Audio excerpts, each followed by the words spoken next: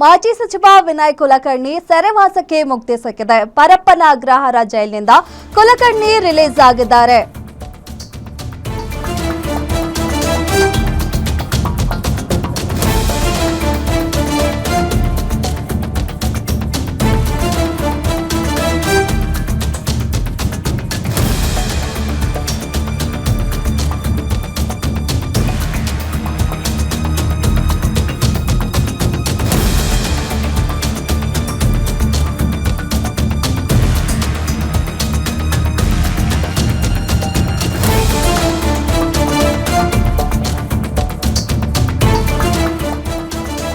ಮಾಜಿ ಸಚಿವ ವಿನಯ್ ಕುಲಕರ್ಣಿ ಸೆರೆವಾಸಕ್ಕೆ ಮುಕ್ತಿ ಸಿಕ್ಕಿದೆ. ಪರಪ್ಪನ ಅಗ್ರಹಾರ ಜೈಲಿನಿಂದ ವಿನಯ್ ಕುಲಕರ್ಣಿ ರಿಲೀಸ್ ಆಗಿದ್ದಾರೆ.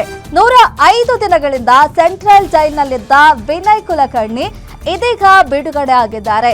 ಏಪ್ರಿಲ್ 17ರಿಂದ ಜೈಲಿನಲ್ಲೇ ಇದ್ದ ವಿನಯ್ ಕುಲಕರ್ಣಿ ಕಳೆದ 3 ತಿಂಗಳಿನಿಂದ ವಿನಯ್ ಕುಲಕರ್ಣಿ ಅವರು ಸೆರೆವಾಸಕ್ಕೆ ಕೊನೆಗೂ ಮುಕ್ತಿ ಸಿಕ್ಕಿದೆ. ಹೈಕೋರ್ಟ್ ಜಾಮೀನು ಆದೇಶ ಪ್ರತಿ ತಲುಪುತ್ತಿದ್ದಂತೆ ಜೈಲಿನಿಂದ ಬಿಡುಗಡೆ ಆಗಿದ್ದಾರೆ. ಪರಪ್ಪನ ಅಗ್ರಹಾರ ಜೈಲಿನಿಂದ ವಿನಯ್ ಕುಲಕರ್ಣಿ ಬಿಡುಗಡೆ ಆಗಿದ್ದಾರೆ. ಇನ್ನು ಜೈಲಿನಿಂದ ಬಂದ ವಿನಯ್ ಕುಲಕರ್ಣಿಗೆ ಅಭಿಮಾನಿಗಳು ಹೂವಿನ ಹಾರ ಹಾಕಿ ಸ್ವಾಗತವನ್ನ ಮಾಡಿಕೊಂಡಿದ್ದಾರೆ.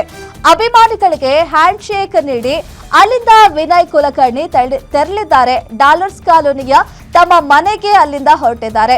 ಮಾಧ್ಯಮಗಳಿಗೆ ಪ್ರತಿಕ್ರಿಯೆ ನೀಡದೇನೆ ವಿನಯ್ ಕುಲಕರ್ಣಿ ಜೈಲಿನಿಂದ ಹೊರಟಿದ್ದಾರೆ.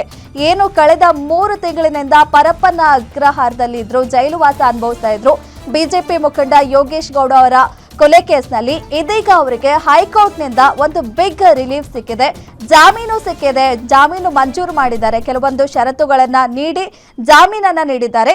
ಈಗ ಅವರು ಪರಪ್ಪನ ಅಗ್ರಹಾರದಿಂದ ತಮ್ಮ ಮನೆ ಡಾಲರ್ಸ್ ಕಾಲೋನಿಯಲ್ಲಿರೋ ತಮ್ಮ ಮನೆಗೆ ತೆರಳಿದ್ದಾರೆ.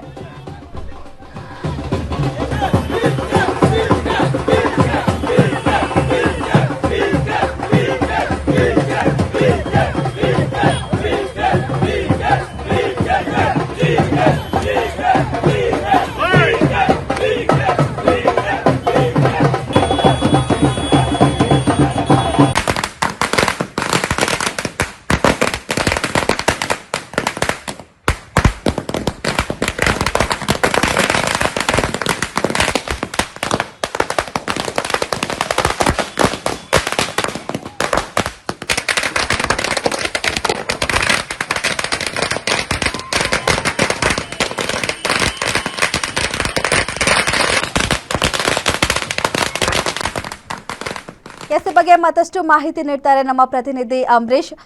ಅಂಬರೀಶ್, 3 ತಿಂಗಳ ಸೆರೆವಾಸಕ್ಕೆ ಕೊನೆಗೂ ವಿನಯ್ ಕುಲಕರ್ಣಿ ಅವರಿಗೆ ಒಂದು ರಿಲೀಫ್ ಸಿಕ್ಕಿದೆ. ಜೈಲಿಂದ ಹೊರಗೆ ಬಂದ ಮೇಲೆ ಏನಾದ್ರೂ ರಿಯಾಕ್ಟ್ ಮಾಡಿದ್ರಾ, ಏನಾದ್ರೂ ಹೇಳಿದ್ರಾ, ಏನಿದೆ ಇದ್ರ ಬಗ್ಗೆ ಅಪ್ಡೇಟ್? ಶ್ರೀ ಯೋಗೇಶ್ ಗೌಡ ಮರ್ಡರ್ ಕೇಸ್ನಲ್ಲಿ ಜೀವಾವಧಿ ಶಿಕ್ಷೆಗೆ ಗುರಿಯಾಗಿ ಪರಪ್ಪನ ಅಗ್ರಹಾರ ಜೈಲು ಸೇರಿದ್ದಂತಹ ವಿನಯ್ ಕುಲಕರ್ಣಿಗೆ ಇವತ್ತು ಬಿಡುಗಡೆ ಭಾಗ್ಯ ಸಿಕ್ಕಿರುವಂತದ್ದು. ಇನ್ನು ಜೀವಾವಧಿ ಶಿಕ್ಷೆಗೆ ಗುರಿಯಾಗಿದ್ರು. ಇವತ್ತು ಹೈಕೋರ್ಟ್ ನಲ್ಲಿ ಅವರಿಗೆ ಷರತ್ತುಬದ್ಧ ಜಾಮೀನನ್ನ ನೀಡಲಾಗಿತ್ತು. ಈ ಒಂದು ಷರತ್ತುಬದ್ಧ ಜಾಮೀನನ್ನು ಪೂರೈಸಿದ ಬಳಿಕ ಪರಪ್ಪನ ಅಗ್ರಹಾರ ಜೈಲಿಗೆ ಜೈಲಾಧಿಕಾರಿಗಳ ಬೇಲ್ ಅರ್ಜಿ ಸೇರಿತ್ತು. ಇದಾದ ಬಳಿಕ ಇವಾಗ ಇನ್ನು ಪತ್ನಿ, ಮಗ ಜೊತೆಗೆ ಬೆಂಬಲಿಗರು ಎಲ್ಲರೂ ಕೂಡ ಪರಪ್ಪನ ಅಗ್ರಹಾರ ಜೈಲಿನ ಬಳಿ ಬಂದಿದ್ರು. ವಿನಯ್ ಕುಲಕರ್ಣಿಯನ್ನ ಕಾರ್ನಲ್ಲಿ ಅವರ ಒಂದು ಡಾಲರ್ಸ್ ಕಾಲೋನಿಯ ಮನೆಗೆ ಕರ್ಕೊಂಡು ಹೋಗಿರುವಂತದ್ದು. ಹೋಗುವಂತ ಸಂದರ್ಭದಲ್ಲಿ ಯಾವುದೇ ರೀತಿಯಾಗಿ ಮಾಧ್ಯಮಗಳಿಗೆ ಪ್ರತಿಕ್ರಿಯೆ ನೀಡದೆ ಹೋಗಿರುವಂತದ್ದು. ತನುಶ್ರೀ, ಓಕೆ, ಥ್ಯಾಂಕ್ ಯು ನಿಮ್ಮೆಲ್ಲ ಮಾಹಿತಿಗೆ.